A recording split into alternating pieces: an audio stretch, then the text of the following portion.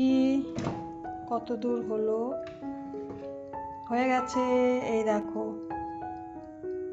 হয়ে গেছে। ঢাকা দাও।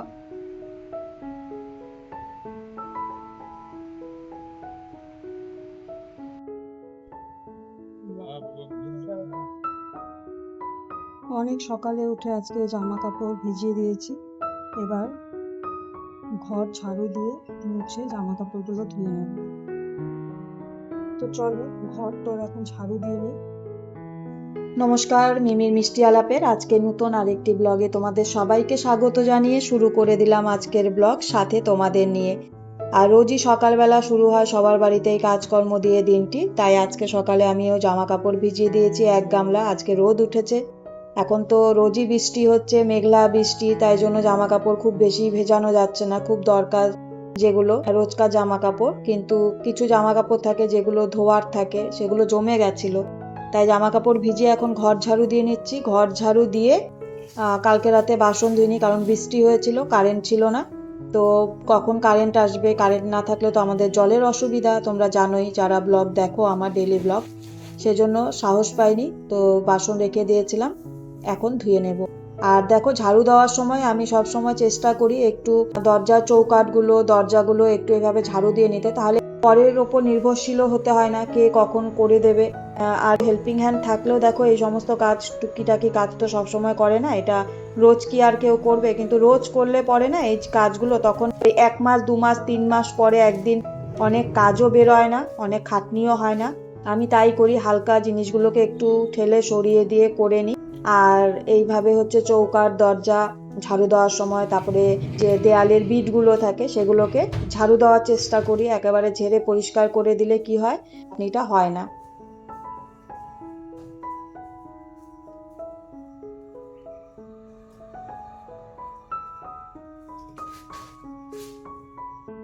তো ঝাড়ু দিয়ে বাসন মেজে স্নান পুজো সবটাই করা হয়ে গেছে, ব্রেকফাস্ট হয়ে গেছে। আজকে রান্না করব একটা সহজভাবে রেসিপি, আর সেই জন্যই দেখো এখানে সব কেটে নিয়েছি, আলু নিয়েছি, আদা রসুন পেঁয়াজ টমেটো। আর খুবই স্বাদ হয় এভাবে রান্না করতে, খুব তাড়াহুড়ো, ধরো সময় হাতে একদম নেই, রান্নার টাইম পার হয়ে যাচ্ছে, মানে লাঞ্চের সময় চলে আসছে, তখন তোমরা এইভাবে কিন্তু করে চিকেনটা রান্না করতে পারো। আজকে আমি যে প্রসেসে রান্না করছি, আজকে হাতে মেখে রান্না করব, দেখো খুবই সুস্বাদু হয়। যদি তোমাদের মনে হয় তোমরা ট্রাই করে দেখতে পারো। সব রকম দেখো মশলাপাতি তো দিয়ে দিলাম, আর পেঁয়াজ আদা রসুন এগুলো তো দেবই, আদা রসুন সব গ্রেট করে দেবো আজকে। তো তোমরা দেখতে থাকো, আশা করছি তোমাদের ভালো লাগবে। আর যেহেতু ঝাল দেবো সেজন্য কিন্তু একটু চিনি দিলে পরে স্বাদের ব্যালেন্সটা ঠিকঠাক থাকে। আর তোমরা দেখতেই পেলে চিনির পরিমাণটা কতটা কম ছিল। এবার দেখো টমেটো পেঁয়াজ দিয়ে দিলাম, আর এভাবে হচ্ছে গ্রেট করে দিলাম আদা রসুন যেটা বলেছিলাম। এবার আমি এটাকে হাতে খুব ভালো করে মেখে নেব। হাতে মেখে নিয়ে এবার দেখো কড়াইটা শুধু গরম করেছি, গরম করে ওটার মধ্যে কড়াইটা যখন গরম হয়ে গেছে আমি আঁচটা কমিয়ে দিয়েছি, দিয়ে হাতে যে মাখলাম চিকেনটা সেটাকে দিয়ে দিলাম, দিয়ে এবার আলুগুলোকে দিয়ে এইভাবে একটু মিশিয়ে নেব। খুব ভালো করে এভাবে মিশিয়ে নেব একদম লো ফ্লেমে। মিশিয়ে নেওয়ার পর আমি এটাকে না ঢাকা দিয়ে দেবো একদম লো ফ্লেমে, 15 থেকে ওই 18 মিনিটের মতন আমি এটাকে কুক করব, তারপর এসে তোমাদের দেখাবো। চলো এবার ঢেকে দিই। দেখো ঢাকনা দিয়ে রেখেছিলাম, ঢাকনা দিয়ে রাখার পর দেখো কত কুক হয়েছে ভালো, আর দেখো তেলও ছেড়ে দিয়েছে, কষানো কিন্তু হয়ে গেছে অটোমেটিক, বারবার নাড়তে হয়নি, আলুগুলোও দেখো সেদ্ধ হয়ে গেছে। আমি তোমাদের বলেছিলাম যে এভাবে রান্না করলে কিন্তু খেতে দারুণ লাগে, একবার করে দেখবে, আর খুব তাড়াতাড়িও হয়ে যায়। এবার ঝোল দিয়ে আবার ঢাকা দিয়ে রেখেছিলাম, দিয়ে ফাইনালি দেখো ঝোলের পরিমাণ আমি যেটুকু রাখবো আর কি সেই পরিমাণে জল দিয়ে ফুটিয়েছি। আর এবার দেখো একদম কমপ্লিট হয়ে গেছে। তো চলো এবার খাওয়া দাওয়া সেরে নিই, পরে আবার কথা হবে। তো দুপুরবেলা খাওয়া দাওয়া সেরে তারপর চলে এলাম সন্ধেবেলা, ঘুম থেকে উঠে ফ্রেশ হয়ে রেডি হয়ে একেবারে জিও মার্টে। সন্ধে বলতে তো আমাদের 8টার আগে সন্ধে হয় না, তো যাই হোক 8টা 8টা 15 নাগাদ বাড়ি থেকে বেরিয়েছি। আর এখন 8:30টার মতো বাজে, চলে এসেছি। এটা কিন্তু আবার 9টা 9টা 15-র মধ্যে প্রায় বন্ধই হয়ে যায়। তো দেখো জিনিসপত্র নেওয়া হয়ে গেছে, যা যা নিলাম এখানে একবারে বিল করতে এসে তোমাদের দেখালাম। আর বারবার করে আর কি দেখাবো, প্রায় সময় এসেই তো বাজার করি জানোই। তো মাসের বাজার এভাবে করা হয়ে গেল। যা যা জিনিসপত্র এখন লাগবে সেগুলো নিয়ে নিলাম। তো এবার চলো বিল করে যাব বাড়ি। বাড়িতে এলাম, বাড়িতে এসে বার্গার বনটা নিয়ে এসেছিলাম। তো রাতের বেলা কি খাবো, তো বিকি বললো যে আজকে বার্গারটাই বানাও, এটাই খাবো। আমি বললাম লেটুস পাতা নেই, কিছু নেই, বলছে যা আছে সেটা দিয়ে বানাও। আমি বললাম চলো তাহলে বানিয়ে নিই। ক্যাপসিকাম শসা টমেটো ছিল, সেটা দিয়ে বানালাম।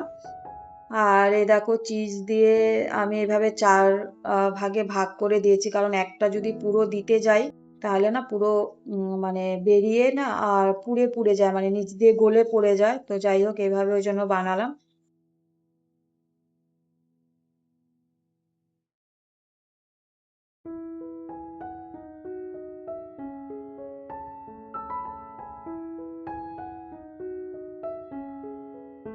তো দুটো হয়ে গেছে। আর এই দুটো আমি একটুখানি কড়া ভেজেছি, মানে কড়া করে ভেজেছি, সেই একটুখানি মুচমুচে টাইপের হয়, খেতে ভালো লাগে আমার কাছে। আরো দুটো বাকি আছে, চলো তাহলে ঝটপট করে ওই দুটো বানিয়ে নিই। আর কি কি দিয়েছি তারাও তোমাদের দেখাচ্ছি। এই দুটো করে ফেলেছি, আর দুটো যখন আমি করব তখন তোমাদেরকে শেয়ার করছি, দাঁড়াও।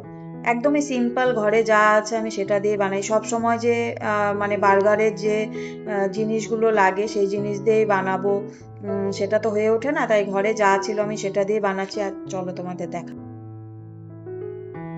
চিজটা গোটা দিলে একদম গলে বাইরের দিকে বেরিয়ে যাচ্ছে, সেজন্য এটাতে হাফ দিয়েছি, ওটাতে হাফ দিয়েছি। একটাতে হচ্ছে আমি প্রথমে ব্রেডের মধ্যে সস আর হচ্ছে পুদিনা ধনিয়ার যে চাটনি পেস্ট থাকে সেটা, আর আর হচ্ছে মায়োনিজ, তো তিনটে হচ্ছে মিশিয়ে নিয়েছি দুটো ব্রেডে।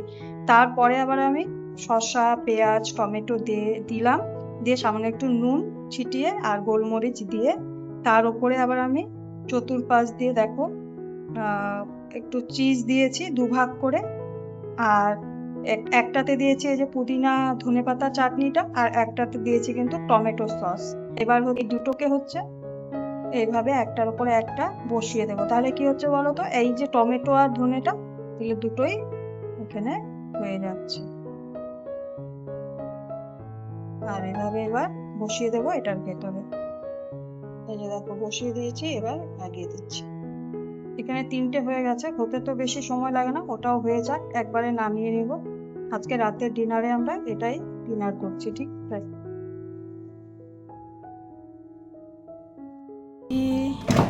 কত দূর হলো, হয়ে গেছে, এই দেখো হয়ে গেছে। গরম গরম গরম। ফাইনালি একদম রেডি হয়ে গেছে আমাদের রাতের ডিনার, আজকে বার্গার। আমরা দুজন বসেও গেছি খেতে। চলো আজকে বার্গার দিয়ে আমাদের ডিনারটা কমপ্লিট করি, সাথে আজকের ব্লগটিও এখানে শেষ করছি। আজকের ব্লগটি যদি তোমাদের ভালো লেগে থাকে কোনো অংশে, লাইক কমেন্ট শেয়ার আর সাবস্ক্রাইব করে পাশে থেকো। আবারও তোমাদের সাথে দেখা হবে নতুন ব্লগের সাথে। ততক্ষণে সবাই ভালো থেকো, সুস্থ থেকো, সাবধানে থেকো। সবাইকে গুড নাইট।